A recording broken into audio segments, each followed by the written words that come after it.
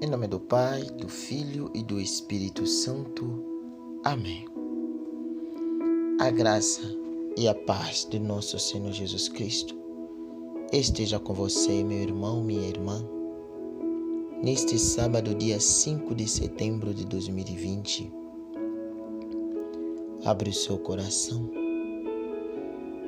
para meditar sobre a palavra de Deus neste momento de fé.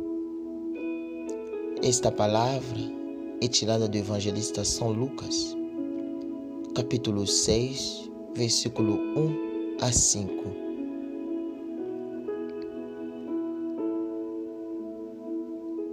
E temos como tema: o Filho do Homem é Senhor do Sábado. No sábado, Jesus estava passando através de plantações de trigo. Seus discípulos arrancavam e comiam as espigas, debulhando-as com as mãos. Então alguns fariseus disseram: por que fazeis o que não é permitido em dia de sábado?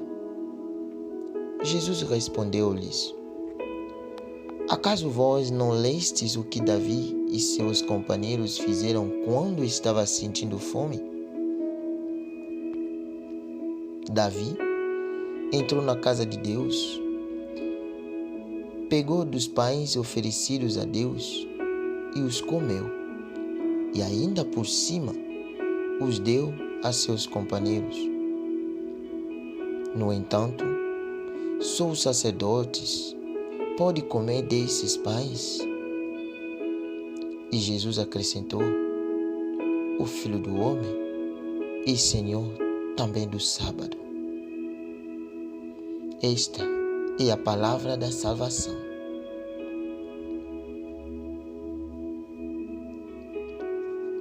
Queridos irmãos e irmãs, na antiga aliança, o sábado era reservado ao culto religioso e ao descanso. Ninguém estava autorizado a trabalhar, nem mesmo os animais. Jesus não falta com respeito ao sábado e que ele põe o ser humano acima das prescrições sabáticas. Assim ele liberta da doença algumas pessoas em dia de sábado. Neste episódio, os fariseus confundem colheitas da produção agrícola com simples catar algumas espigas para matar a fome. Jesus corrige a mentalidade dos fariseus dizendo que eles desconhecem as Escrituras, que eles tanto prezam e citam. Vocês nunca leram o que fez Davi quando estava com fome? Jesus é maior do que Davi, que eles muito admiram e valorizam.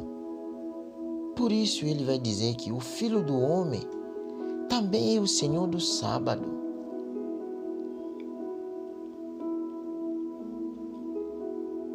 Jesus Cristo, na realidade, tinha autoridade suficiente para permitir aos seus discípulos fazer o que era proibido em dia de sábado. Evidentemente, o Mestre não agiu assim por leviandade, nem tampouco com o puro intuito de chocar os piedosos fariseus. Jesus se diferenciava dos fariseus pelo fato também de se recusar a absolutizar as tradições religiosas. O respeito a essas tradições para Jesus só tinha sentido quando fosse para o bem das pessoas. Por isso ele valoriza o ser humano. Será que vai deixar o ser humano morrer por causa das inscrições da lei? E muitas vezes nós colocamos tantas leis dentro da igreja dentro das famílias e perdemos o foco, o que é importante na nossa vida, o que nós devemos fazer. Será que deixaríamos uma pessoa morrer no dia de sábado? Ou deveríamos salvar? Será que deixaríamos a pessoa saindo da igreja? Ou deveríamos chamar aquela pessoa para ser salvo? Ou será que nós continuaremos ainda a colocar as leis dentro da família, da igreja, na comunidade, em vez de buscar a salvação do povo? É isso que nós devemos fazer como Jesus. Ele também é o mestre de sábado. Por isso, ele tinha que salvar o ser humano, tinha que dar a vida, porque a missão dele é para dar a vida. É isso que importa. Não é ali que importa. Não é aquilo que nós colocamos nas nossas comunidades que importa. É a vida humana.